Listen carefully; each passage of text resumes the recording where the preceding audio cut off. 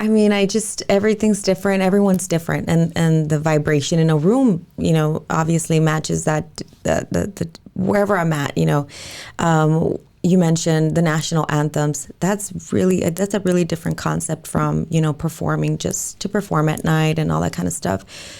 You go from singing one very significant song to performing 45 or 60 in a night. That probably meant not much to people. And so I tend to have more fun, just the word itself, fun, when I'm performing at a resort, because people are just having a good time. Yeah. There's nothing serious about it. It's a resort. They want to hear all kinds of music, and I can do it. So we do that. We play cumbias, we play pop, rock, all kinds of stuff.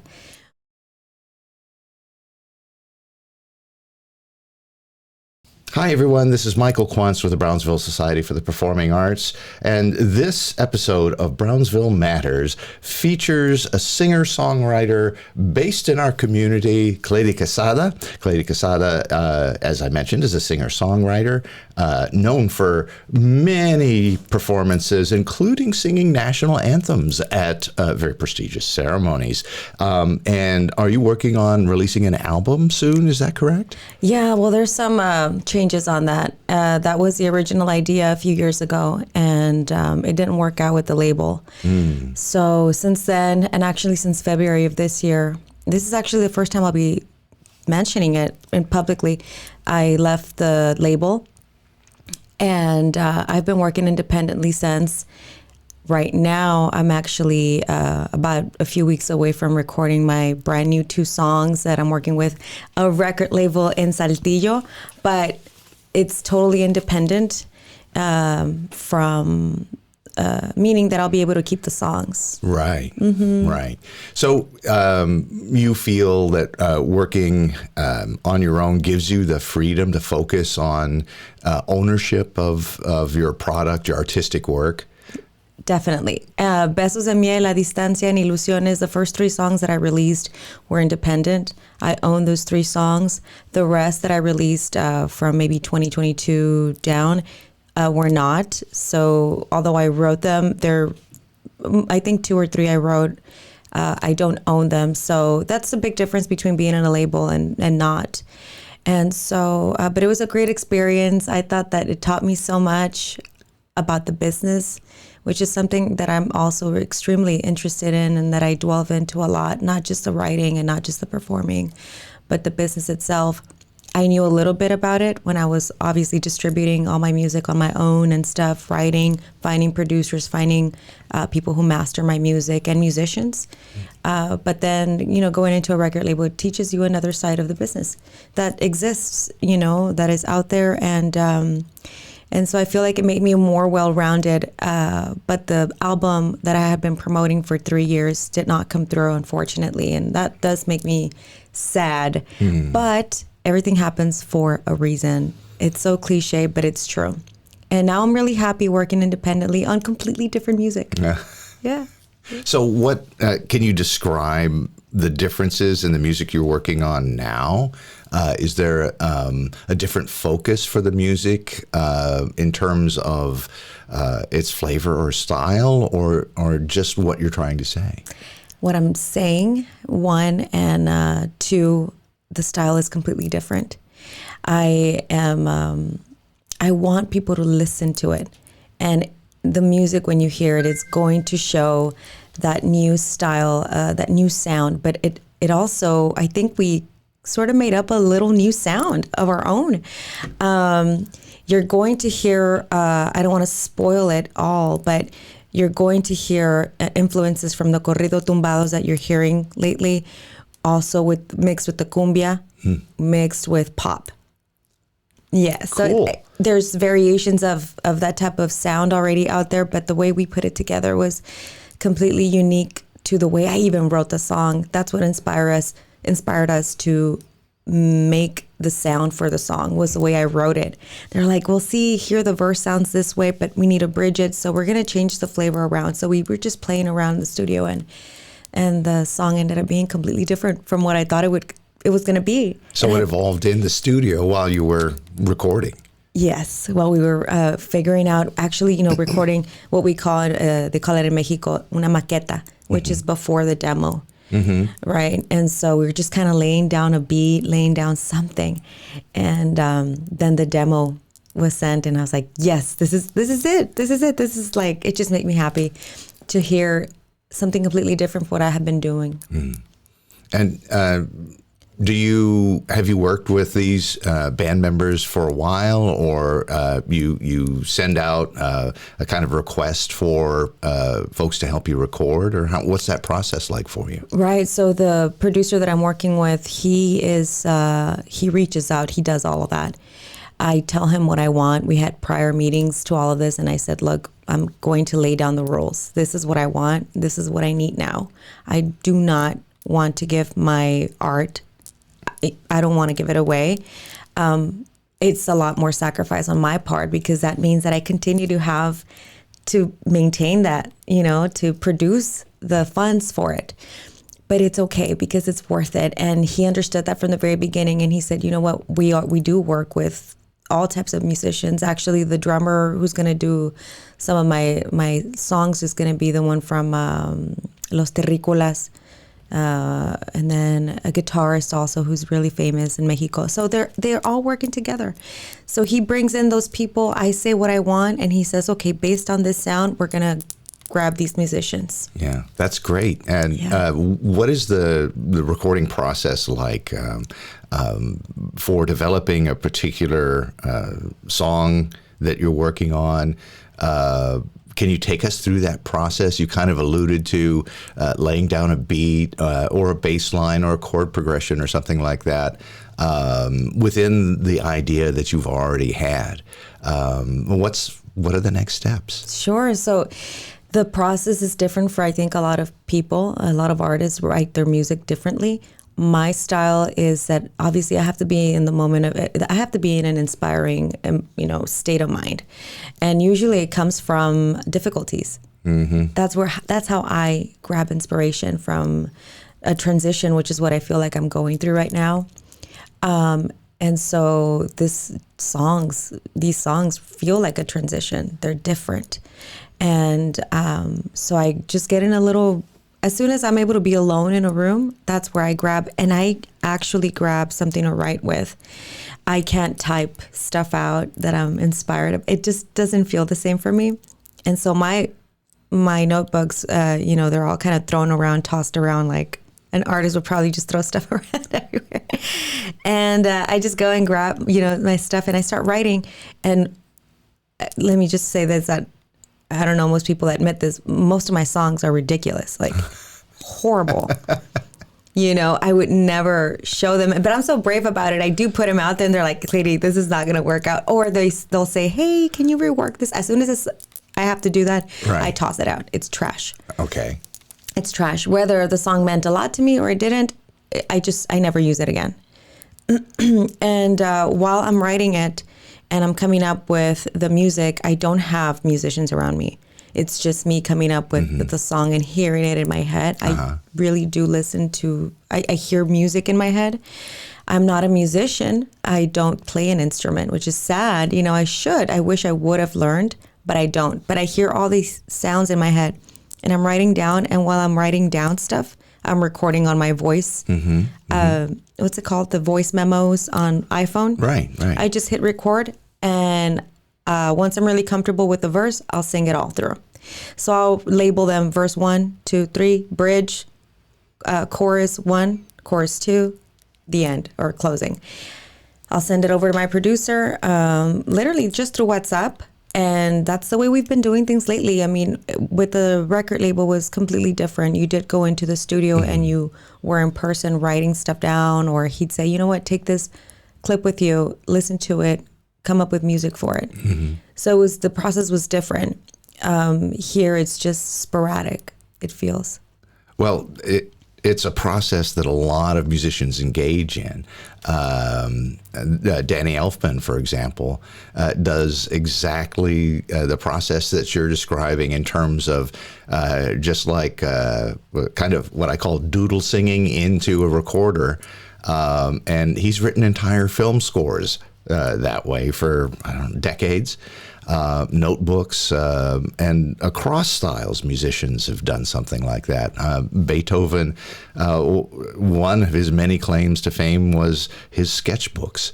And he would write something down and then scratch it out. I mean, really scratch it out. Right. It looks like he took more effort scratching it out than writing it. So that process is very common and very successful. And it can seem messy, and sometimes the creative process is kind of messy, and you come up with a lot of ideas, but that whole process of letting those ideas come out creates eventually something you go, aha, now that's something I want to stick with. Exactly. Yeah. And the process is messy because that's the way our brain works. Yeah. We're not very analytical people. You know, everyone's different. You know, each career has its own, people have their own traits and skills. And where I might not be extremely organized with how I do things, it just inspires me more to keep, I know where I leave things. Is what I'm trying to say. I know where I left off. I know where I leave things. And I do really good about, you know, I am a professional. I still have to learn. I'm very good at organizing stuff in general. So I do keep dates at when I wrote it, what time, where I was at, you know, and I have a story behind everything. So, but it makes up for great, interesting stuff. So you mentioned that you're writing music that feels like it's part of a transitional moment in your life. What are some of the contexts of that transition that are, if you can describe them, coming out in this music? You can hear, and I just told you that this one song, for example, has 3 different flavors of styles. And I've always found it very difficult to stick to one thing. You know, I do so many things in my life, and I want to do them all. I don't have a preference almost, and someone with this kind of mindset has difficulty if you're not able to stay organized, right? Your life will be chaos. So it's sort of chaos all in one, you know, in a sense. You put it in a blender. Chaos. Creative chaos, like when salsa music was made, you know, you just blend it up and come up with a sauce because I'm inspired by everything. And I've spoken about this many times. You know, my family's from Jalisco. I was raised here in Brownsville, but I'm all over the place, and I'm influenced by all these styles. So I mixed it up. You know what I mean? This is what I'm inspired by. You know, as much as I could be in a corporate office all day and then be on stage at night, I could go, you know, to Matamoros and hang out with my stepdad's side of the family and just be there at the ranch. You know what I mean? That's just what I do. And I never say those things, or I don't document them. I don't show them on video, but I'm doing so many things. This transition shows everything I've been through and this, it's not a confusion state. It's controlled chaos state where I'm at right now. I know where I'm going, but everything feels like it's in the initial stages. Right, you're just stepping into a new part, and it seems like you're really comfortable in a lot of different life contexts, and maybe that's a part of what's coming out in your songs right now. You feel comfortable with all these sometimes quite separate styles and ideas and just social contexts. Yes. And you can fuse those into an expressive moment through your songwriting. Yeah, exactly. You know, and even growing up, my mom always said, Cleiri has like 12 personalities. She has like 30. My husband will say, I love you and all your 30 personalities. And it sounds a little nutty to someone who might not understand what that means exactly.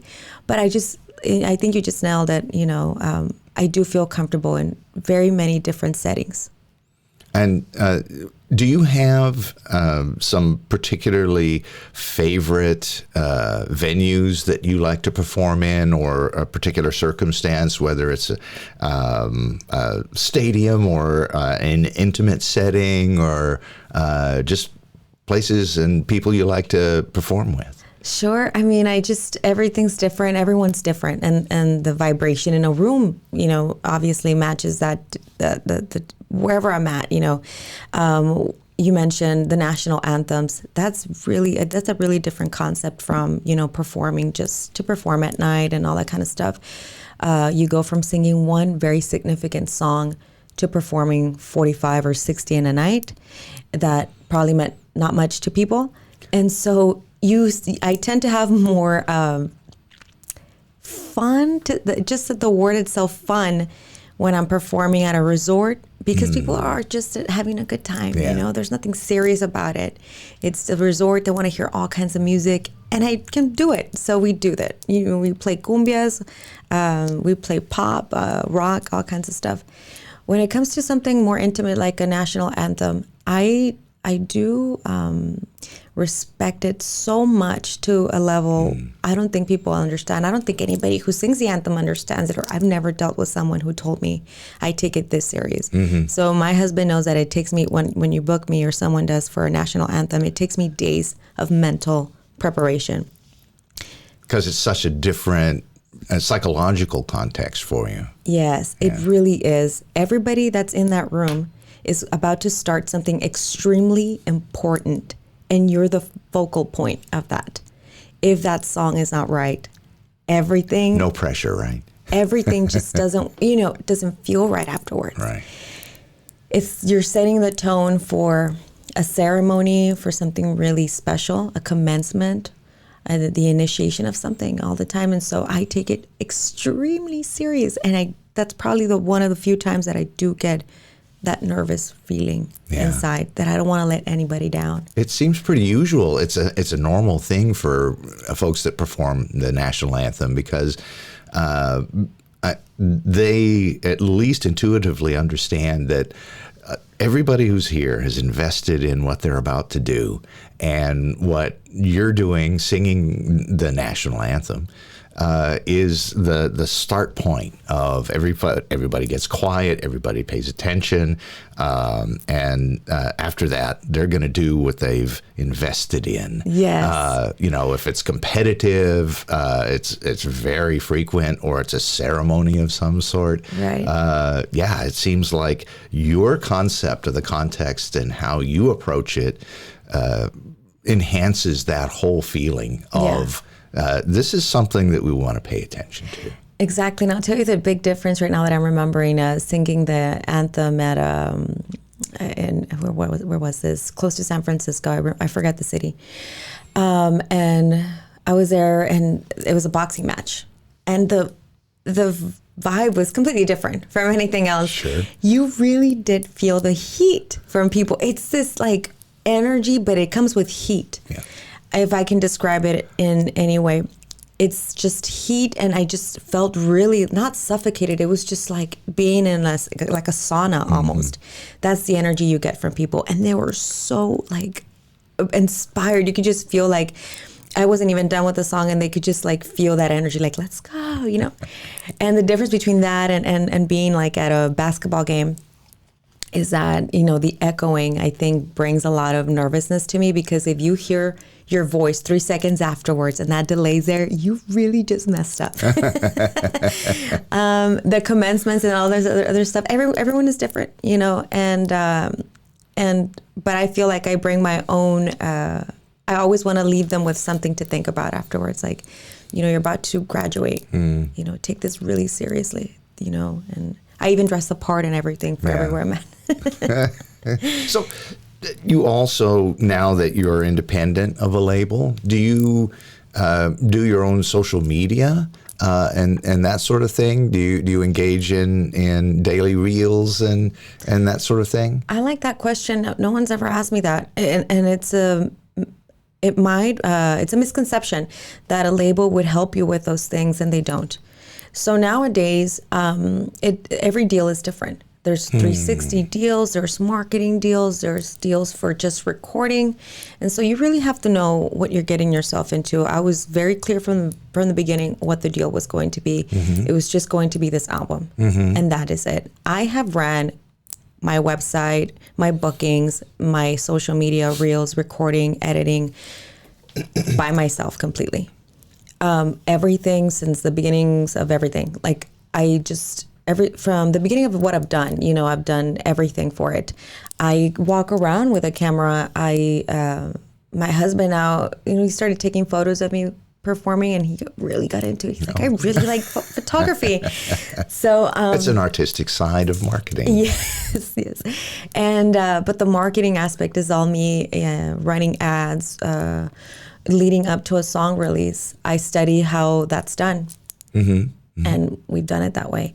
The label did help with scheduling interviews at radio stations and for different podcasts. But they do it. They have a list of people that they always reach out to.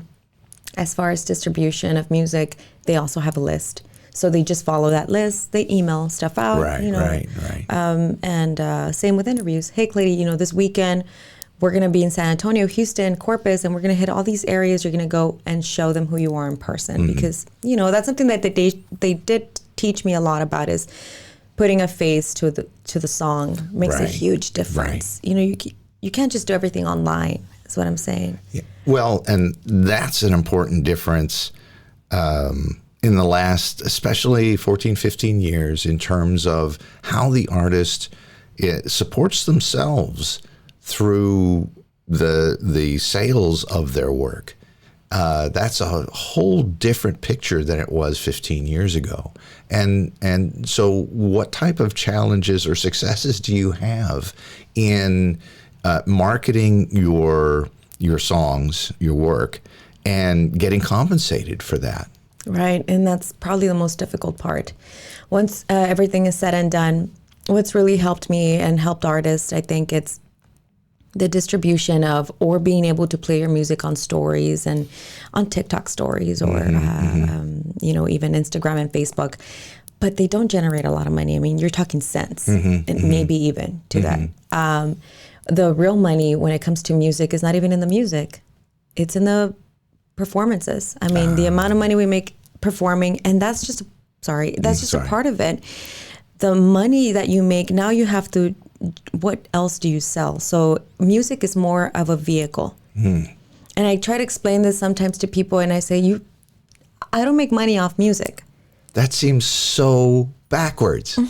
The heart and soul of what you're creating and what you're producing and getting out is the music. But it's only the start of the process of getting some revenue from that effort and being self-supportive. So say you've created this song, you want to get it out, and you want to begin to have a self-supporting structure for that song. What do you do? So the best thing you can do is set your own shopping spot, if that makes any sense. So I might not be using the correct words out there, but so for example, my website, through that website, I sell my music, even merchandise. I haven't revamped it in the last few months because I've been so busy with the rebranding of myself. That's another story, the rebranding. And so what you need is a platform of your own. Okay. And what does this person sell? You have to sell also people on you. You're the brand. Right. Not only am I a singer, but I do this, and this is how I can help you. So you always got to find a way to give a service to people. You can sell the music, of course, if you're, a star and you have, already very popular music out there, you can come up with music and it will sell, essentially. Obviously, you do what Taylor Swift did and own your own music, right? And so that's where I'm trying to get to the point where, obviously now I'm in that transition where now everything that's going to be produced is going to be mine. I sell it through my website. Create your own website. Start with that. Right. Create your own LLC, because you have to run this like a business. And after that, I do generate money with all of my performances. Also the merchandise that I sell when I'm playing live, T-shirts, caps. I mean, you'll be surprised by the types of things that people want, things that you can't even imagine sometimes. You're like, really? But that's what they want. And so producers, drink tumblers. Yes, all kinds of fun stuff that you can sell, and you can even just try them out, test them out, and see how they do. So, set up a merch table everywhere you go. That's where you'll generate your money, but also link content. I generate with my TikTok content a lot of money. Yeah. A lot of people find TikTok a really lucrative platform for their work. So you're saying that when you are at an event where you can bring your merchandise and supplement your income with that, it's really not so much the supplement as maybe the focus of your income. Because if you sell one of your singles, you get what, $1 or $2 for that? And you sell a T-shirt, you can get $10 for the T-shirt. So it's so strange for me to accept the idea that the merchandise from your artwork is really the more lucrative part of it. Right. You always have to give people something. And I just spoke about service. A lot of artists think that it's just about me, follow me, buy my stuff, give me this, give me that. And the hard reality of things is that you always got to be in service of people. How can I help you? Okay, well, maybe sell a tutorial, maybe sell how-tos or something. And that's the process I'm in, realizing and learning that I didn't know all of this stuff. I had to learn it and learn it the really difficult way. But I probably have it a little bit easier than a lot of people because I'm able to just sort of manage this chaos in my life where I do have that full-time job, supplying me and supporting my art. But if you don't, and once you're out there, you realize, wow, I invested in an entire band, You got to think about your investments too. And that's why you need an LLC. You can't run music like it's not a business. It is a business. It's your business, So you invest in all these instruments, you invest in all of this, now find great shows. And these great shows, people might not see resorts as a great place to set yourself apart from other artists, but I can tell you it'll generate you, it'll produce for you, and it'll produce for the musicians. And then once you're out there, now use that. Hey guys, I'm going to throw in a few songs here and there, personal songs. People love that. And here's my merch table, and you can find me on Spotify. You have to be your own everything. You have to advertise yourself, sell yourself. Besides music, what else can you do for the community? What are you to the community? And that's part of the transition I'm in also. Of being more attuned to service to the community. Exactly. That's what I want to do with this whole rebranding that I'm working on. I'll mention this because it is very important to where I'm going. I'm working with Studio X. It's a brand new studio here in downtown.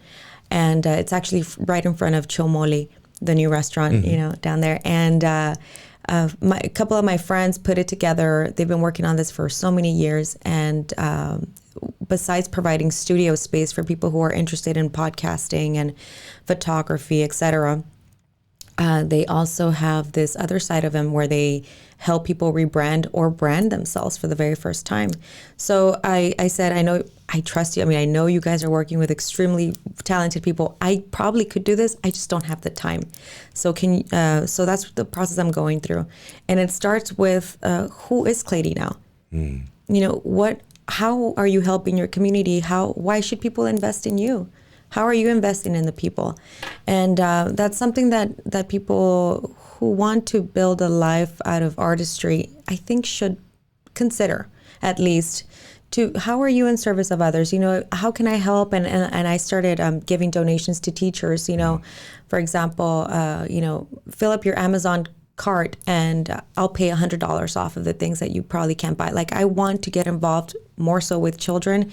We're also doing this new kids talent show, and it's going to be in Donna, and it's going to be televised. Oh, that's the great. finale is going to be televised and everything. So I'm going to be a guest judge for that, but I'm also helping Aquí Entre Nosotros, that's what the group is called, and Donna promote it. And when is this event happening? So this is happening on Saturday, this Saturday, August 2nd, from 10 a.m. to 2 p.m. Way before this will air. Way before this will air, so you'll see this in the future. But so we're giving kids the opportunity to go and audition on Saturday, And we'll have competitions throughout the thing. And the winner gets to produce an album with a record label. Wow. That's a great achievement or award for this process. Yes. It even extends the whole process of what the event was about. Exactly. And so and through those things, like, I feel like I'm serving people. I'm doing something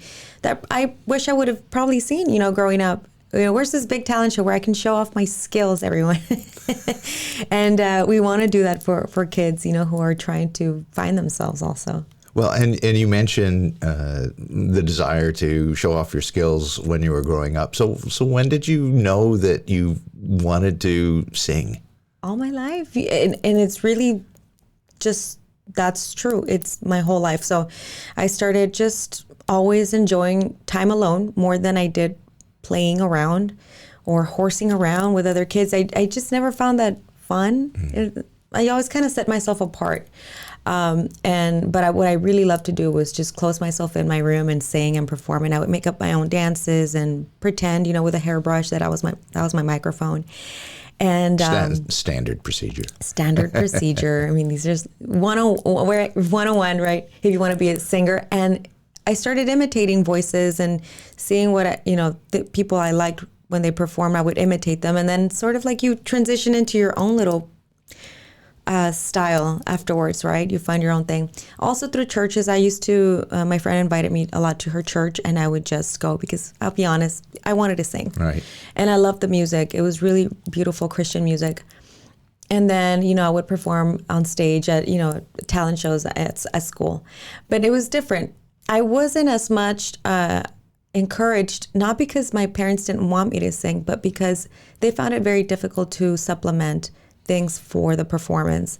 Where if I needed shoes, if I needed clothing, I grew up very poor.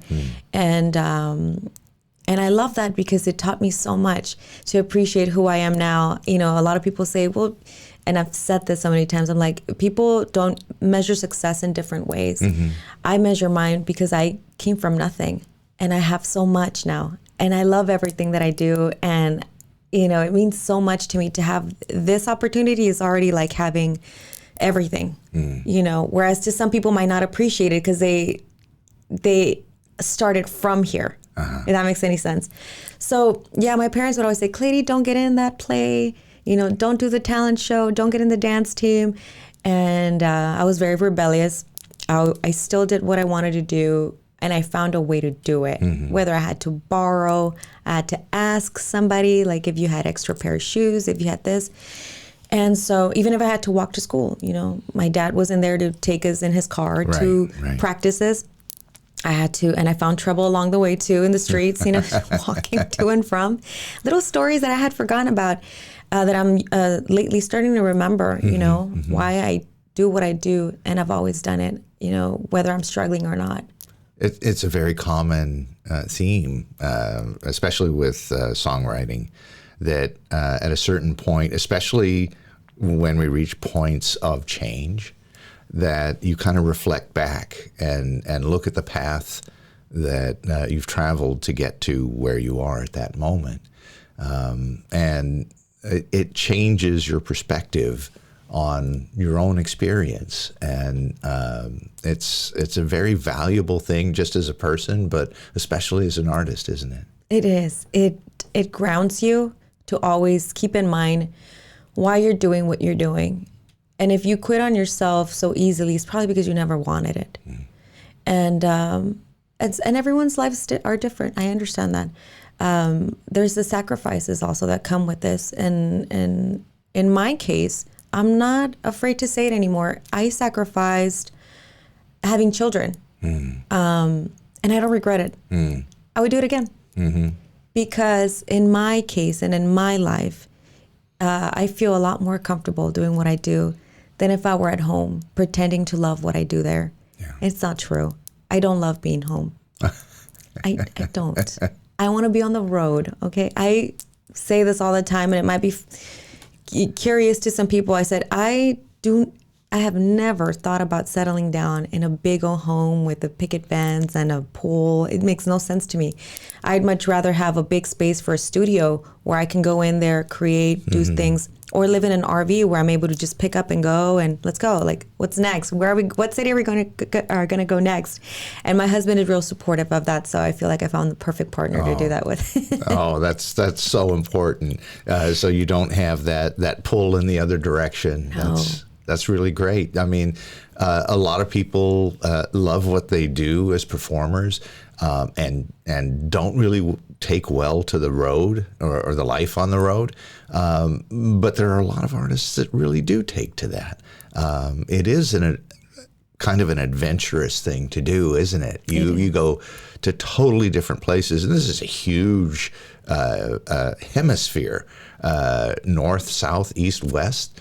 So you can go to completely different cities, different cultures, different mindsets of the people there, and still communicate through your songs. What are some of the most adventurous places you've been to?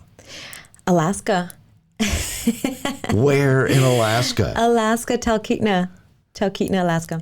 And it's probably it's a long way still from Denali, the mountain peak, which is the highest mountain peak in North America. And we were, Talkeetna is a small city right before you get there. So a lot of the mountain climbers will stay there for a while at the lodge, and then we'll go up there and climb, and some of them won't come back. You know, if you want to get adventurous, I think that's the pinnacle of adventure, not knowing if you're going to come back from a mountain. I didn't do that, but we went there, and I taught a class in Música Tejana. Oh, in Alaska. Yes, at their art center. Fantastic. And it was beautiful. They had never heard this kind of music before. I taught them everything from música ranchera to cumbias tejanas, norteño, and I even took a few of my folklórico dresses, you know, the stuff that we use here for charities and things like that, but dresses that I've always owned.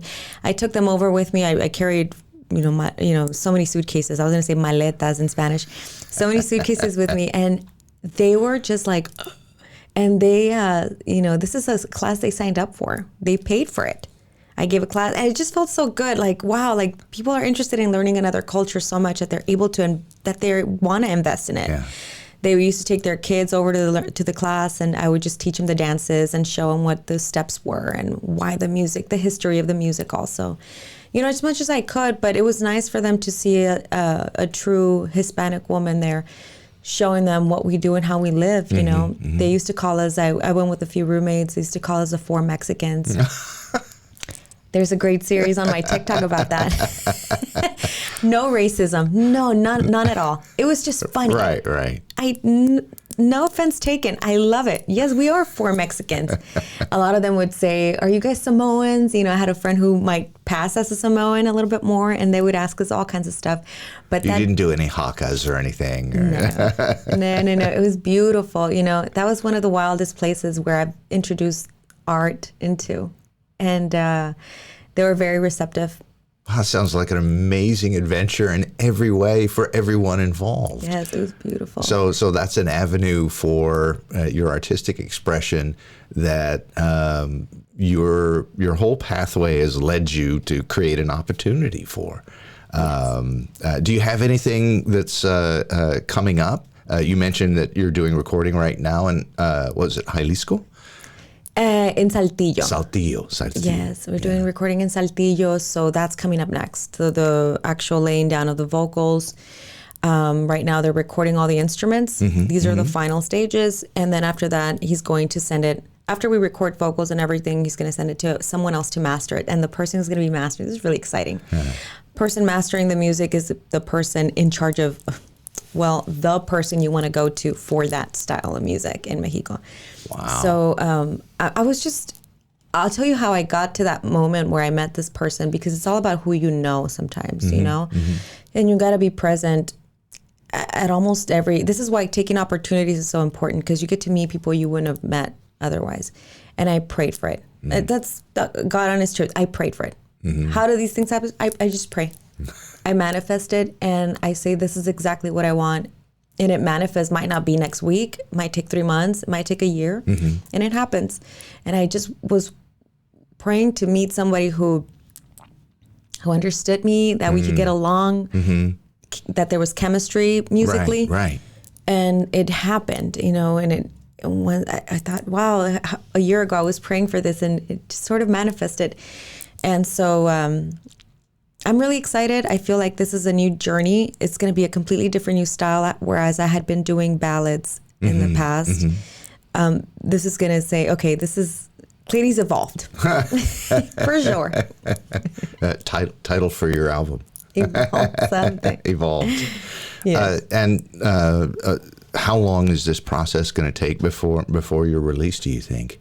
I still have to see that, because all of that falls on me, choosing the release and all that stuff. Now I have to choose a really good time to release music. And there's certain times throughout the year where you should and maybe shouldn't release music. A great time to do it would be at the beginning of the year, once everyone's done with the holidays. Sometime the worst time to do it, maybe in the fall, would be around Halloween time or the holidays, where Thanksgiving, everyone's so busy at that point. The culture takes over. Everyone is on their own thing. They're not going to pay much attention. So now I have to sit down and strategically think of dates, because the recording could be done next week. And then I have to choose a plan. Okay, we're going to release this first song on this date. We're going to wait maybe 3 months and release the following, so that there's continuation. You want to keep people interested. And then you also need a strategy on the release. How are you going to release this on social media? I would like to also find new people to help me with the marketing, because marketing and placement is, if you don't have good marketing, then your song's not going to go anywhere. And that's that's something else you have to pay for, unless you're signed to Sony and they actually want to produce you, because they can shelve you. Right. You can do all the work, get the product that you want and love. And how many artists have been shelved? So many to even mention. Don't even want to think about it. It's heartbreaking. Yeah. So finding the right marketing team to place me there is going to be really an integral part of this. So if folks listening to this podcast want to know when you release this stuff, what are the best ways to connect to you and to find out when that happens? So if I communicate it on my website, most likely I communicate it everywhere else, all my social media platforms, but my website is my base. If I have new dates or something coming up, everything's going to be announced there first, because that'll be the first thing that I take care of, making sure that that's updated first, and then everything kind of rolls out everywhere else. So my website, it's just Cleiri.com, Cleiri. It's my first name and it's my birth name. Yeah. It's not made up. It's not because a lot of people, up at all. Yeah, a lot of people say, is that artistic? Is that your stage name? No, that's my real name. It's just Cleiri.com, and that's the first place you're going to see things. But it's change. Okay to have a real name that is artistic. Yes, and it's important. Right. So if folks want to find out, go to Cleiri.com. That's right. And then, of course, subscribe and smash notifications to all your social media platforms.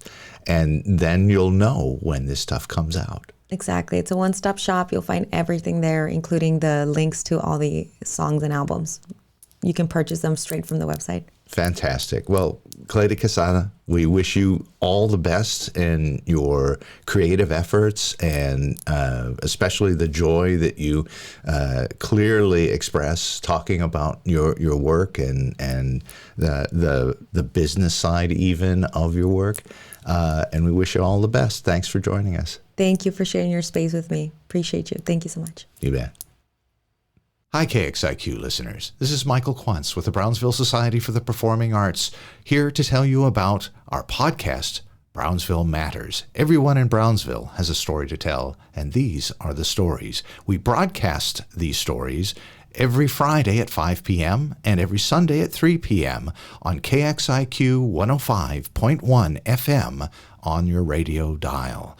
You can also catch these stories rebroadcast on our YouTube channel for Brownsville Society for the Performing Arts. Don't forget to like, share, and subscribe, and smash the notifications if you want more information about these stories that you watch and listen to.